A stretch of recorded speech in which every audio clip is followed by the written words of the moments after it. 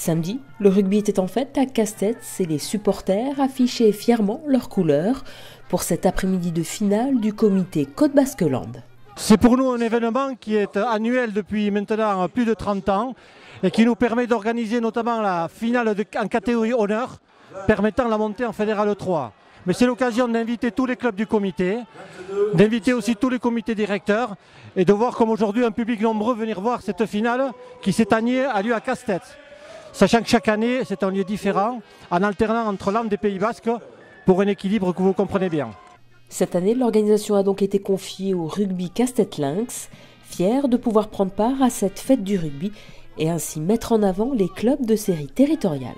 On avait sollicité donc cette rencontre parce que bon, déjà c'est la fête du rugby et on a voulu le faire d'ici dans le canton des Castets. Bien justement c'était pour faire la promotion de ce rugby amateur que nous voilà, qu'on sollicite et qu'on approuve beaucoup. On est toujours avec le rugby amateur et ce qu'on cherche voilà, c'est montrer au public et aux environs que, voilà, et aux autorités que voilà, on sait organiser une fête et qu'on a quand même un personnel bénévole qui ont mené quand même de bout en bout l'organisation de cette fête. Voilà. Une fête qui avait pour point d'orgue la finale honneur avec une affiche 100% basque. Bardos, en orange, s'est imposé 31-21 face à Saint-Pé-sur-Nivelle. En levée de rideau de cette rencontre honneur, 2 clubs landais étaient opposés en finale de 2e série.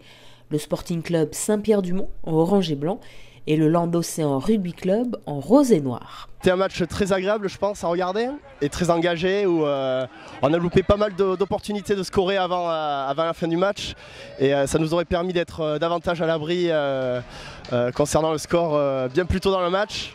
On a loupé pas mal de points au pied, pas mal d'occasions d'essais. Les joueurs du LORC ont tout de même inscrit 2 essais et 2 pénalités, leur permettant de remporter le match sur le score de 16-3 et de devenir ainsi champion de 2e série du comité Côte Basque-Land. Énormément de joie. Oui, non, très heureux parce qu'en plus, comme on disait, on est peut-être l'un des seuls clubs à avoir que des joueurs de Lille ou de Saint-Julien, on peut limite s'en vanter. Donc voilà, c'est un gros groupe avec des copains depuis une quinzaine d'années. Il y en a qui sont frères, il y en a qui sont cousins, donc c'est un super groupe et très content de ramener le bouclier, je me répète. Ouais. Une belle victoire donc pour ce jeune club créé en 2014 de la fusion des clubs de l'Itémix et de Saint-Julien-en-Born. Il y a un peu de fierté. La première année où on avait fondé l'ORC, on avait été champion de France à 7 à Marcoussis. Et là c'était notre première finale à 15. Et voilà, on ramène ce bouclier. Et dans 2 semaines on commence le championnat de France en 32e. Je ne sais pas contre qui c'est, mais voilà, l'aventure continue pendant au moins 2 semaines. Avant de penser au championnat de France, les joueurs du LORC et leurs supporters vont profiter de cette victoire et de ce qui va avec. Il fait très chaud aujourd'hui et là on va savourer les bières maintenant.